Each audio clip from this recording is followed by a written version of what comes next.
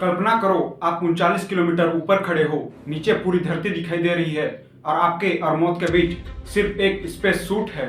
एक छोटा सा कदम, फिर आप सीधे धरती की तरफ गिरने वाले हैं, बिना किसी एरोप्लेन के, बिना किसी सूट के।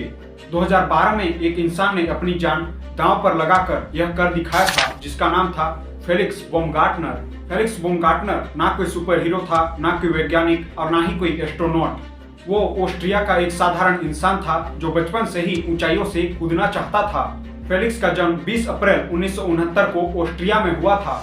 बचपन में जब दूसरे बच्चे क्रिकेट या फुटबॉल खेलते थे, तब फेलिक्स आसमान की ऊंचाइयों पर देखता था और अपने मन से कहता था कि मैं वहां से कूदना चाहता हूं।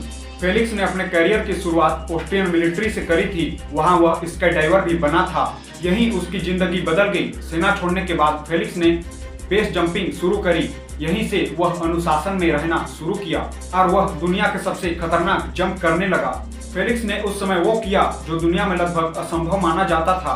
फेलिक्स ने उस समय पेट्रोनस टावर से जंप मारा, रेडिमर स्टैच्यू और टाइपाई 101 से भी जंप मारा, जो उस समय की दुनिया की सबसे बड़ी इमारतों में से एक मानी जाती थी। हर बार लोग कहते रहे ये पागल है, एक दिन मारा जाएगा, लेकिन फेलिक्स का जवाब एक ही रहता था, डर को हराना है। फेलिक्स सिर्फ बिल्डिंग्स में से कूदकर संतुष्ट नहीं था। उसका सपना ऐसा था जो कि ह्यूमन हिस्ट्री में फिर कभी नहीं हुआ था। और फिर एक दिन लगभग 39 किलोमीटर, लगभग 1,28,000 फीट से उसने जंप मारी। जबकि कमर्शियल फ्लाइट 35,000 फीट पर उड़ती हैं। माउंट एवरेस्ट की ऊंचाई 29,000 फीट है। माउंट एवरेस्ट से लगभग 4 गुना ऊंचाई से उसने जंप मारा था, जहां हवा लगभग ना के बराबर होती है, ना कोई आवाज और ना ही कोई जिंदगी। यहाँ सवाल ये नहीं होना चाहिए कि फेलिक्स ने यहाँ क्यों छलांग लगाई, बल्कि सवाल ये होना चाहिए कि फेलिक्स इतने बड़े ऊंचाई में से कैसे कूद सकता है, या फिर कोई इंसान सच में अपनी सीमाओं को पार कर सकता है। आज के इस वीडियो में फेलिक्स बाumgartner की पूरी कहानी को जानेंगे, उसके पीछे के साइंटिफिक रीजन को भी जानेंगे, वो सब जो ह्यूमन हिस्ट्री में इस छलांग को सबसे खतरनाक बनाता है। आइए जानते हैं आज के इस वीडियो में।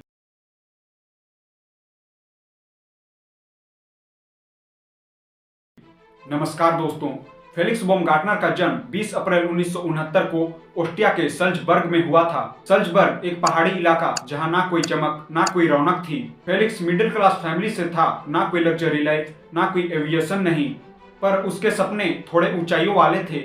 वह बाकी बच्चों की तरह बिल्कुल नहीं था। जब दूसरे बच्चे गेम्स या फुटबॉल खेलते, तब फेलिक्स की नजर सीधा आसमान की तरफ रहती थी। जब भी कोई एरोप्लेन उड़ता, फेलिक्स की नजर सीधा उसी पर टिक जाती। उसकी माँ बाद में बताती है कि फेलिक्स बचपन में ही कहता था, मुझे उड़ना है किसी भी तरह। फेलिक्स के पास महंगे खिलौने नहीं थे, तब उसने बचपन में ही लकड़ी, प्लास्टिक और कागज का एक एरोप्लेन बनाया था। वो घंटों बैठकर उसे काटता, पीटता और उड़ाने की कोशिश करता। कई बार तो खिलौने ही बिगड़ गए। फेलिक्स की जिंदगी में टर्निंग पॉइंट तब आया जब उसने स्काई डाइविंग के बारे में सुना। उस वक्त फेलिक्स टीनएजर था। उसने देखा कि कई लोग हवाई जहाज से भी कूदते हैं और पैराशूट के सहारे जमीन पर आते हैं। उस वक्त फेलिक्स को लगा कि यह मैं भी कर सकता हूं, पर फेलिक्स के पास उतने पैसे नहीं थे, उतने रिसोर्सेस नहीं थे और फैमिली सपोर्ट भी कम था। फेलिक्स का सपना था उड़ना और उसके माता पिता का सपना था एक अच्छी जॉब जिसमें कोई जोखिम ना हो। और ये कई मायनों में उस वक्त सही भी थी, क्योंकि ऑस्ट्रिया में स्काई डाइविंग में कोई कैरियर ऑप्शन नहीं था। फेलिक्स के लिए स्काई डाइविंग कोई हॉबी नहीं, बल्कि अपनी आइडेंटिटी थी। फेलिक्स ना तो कोई टॉपर था और ना ही टीचर्स का फेवरेट, क्योंकि उसका ध्यान पढ़ाई में नहीं बल्कि आसमान में होता था। उसे किताबों से ज्यादा पैराशूट और एरोप्लेन के बारे में सोचना पसंद था।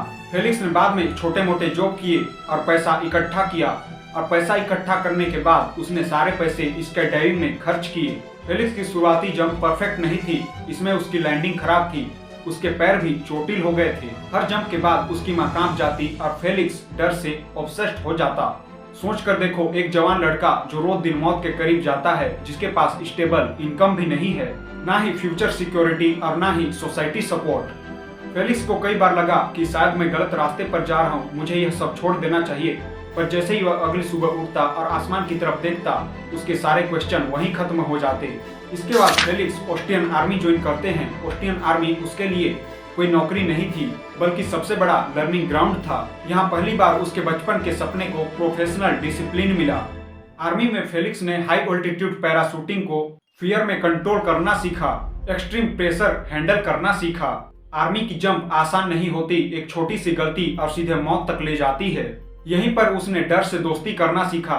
आर्मी छोड़ने के बाद फेलिक्स के सामने दो रास्ते थे, एक ऐसी जिंदगी जो नॉर्मल हो या फिर एक ऐसी जिंदगी जो वर्ल्ड रिकॉर्ड बना दे।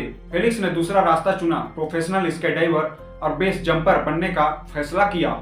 बेस जंपिंग दुनिया के सबसे खतरनाक खेलों में से एक है। बेस का मतलब होता है बिल्डिंग एंटनस स्पंस अर्थ। यहाँ कई बार पैराशूट खोलने के लिए सिर्फ 2 से 3 सेकंड मिलते हैं और एक गलती सीधे मौत तक ले जाती है। 90s के अंत और 20s के शुरू में फेलिक्स ने एक से बढ़कर एक जंप स्टार्ट कर दिए। 1999 में फेलिक्स ने पेट्रोनस टावर से जंप किया जो लगभग 452 फीट का था और यह उस समय की सबसे ऊंची इमारतों में से एक थी। यह जंप इतना खतरनाक था कि इसे कई देशों में इलीगल माना जाता था। इसके बाद 2003 में फेलिक्स ने इंग्लैंड से फ्रांस तक इंग्लिश चैनल को पार किया कार्बन फाइबर विंग्स पहनकर बिना किसी इंजन के। ये लगभग उस समय 35 किलोमीटर लंबा था। उस वक्त फेलिक्स के इन कारनामों पर दुनिया की नजर थी, यहीं से रेड बुल जैसी कंपनी ने उनका साथ दिया। 1960 में अमेरिकी पायलट ने 30 किलोमीटर ऊपर से छलांग लगाई थी। इस रिकॉर्ड को लगभग 50 साल तक कोई नहीं तोड़ पाया।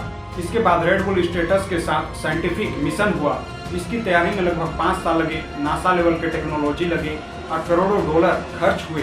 फेलिक्स को स्पेशल प्रेशर सूट पहनाया गया जो अंतरिक्ष में अपने शरीर को बचा सकती है, पर यह काम कई जोखिम भरा था। अगर सूट फेल हो गया या फिर फेलिक्स ही आसमान में बेहोश हो गया तो क्या होगा, या फिर स्पिन आउट ऑफ कंट्रोल हो जाता तो बचने का कोई भी रास्ता नहीं था। इसके दौरान फेलिक्स को क्लोरोफोबिया हुआ, पैनिक अटैक भी हुए। कई बार तो मिशन को भी टाल दिया गया, पर इसके बाद तारीख आती है 14 अक्टूबर 2012। न्यू मैक्सिको यूएसए में फेलिक्स ने हीलियम बैलून के जरिए 39 किलोमीटर ऊपर पहुंचे। यहाँ लगभग हवा ना के बराबर थी। तापमान लगभग -70 डिग्री के आसपास होता है और धरती तो मानो एक छोटी गेंद जैसी दिख रही थी। इसके बाद फेलिक्स कूद जाते हैं। फ्री फॉल के दौरान फेलिक्स की स्पीड 1357 किलोमीटर प्रति घंटे की होती है।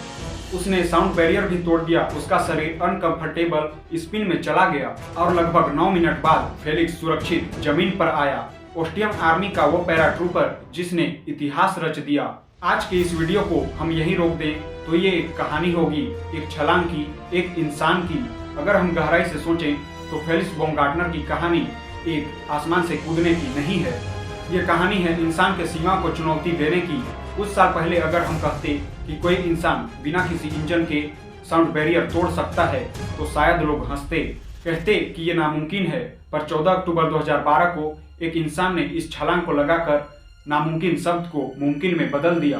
फेलिक्स ना तो कोई सुपर हीरो था और ना ही कोई आयरन मैन, पर उसने मिडिल क्लास फैमिली से जन्म लेकर इतिहास रच दिया, जिसके पास ना पावर था, ना पैसा और ना ही कनेक्शन। उसके पास सिर्फ एक चीज थी, खुद पर भरोसा। लोग कहते हैं कि जो बड़ा काम करता है उसे डर नहीं लगता। यह सबसे बड़ा झूठ है। जो बड़ा काम करता है उसे डर लगता है। फेलिक्स को कई बार डर लगे।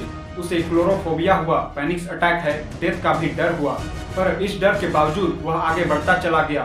रेड बुल स्टेटस कोई सर्कस नहीं था, यह मेडिकल साइंस का एक एक्सपेरिमेंट था। फेलिक्स की बॉडी से मिला डाटा आज भी रिसर्च करने में काम आता है। यानी कि एक इंसान की छलांग हजारों जिंदगियों को भविष्य में बचा सकती है।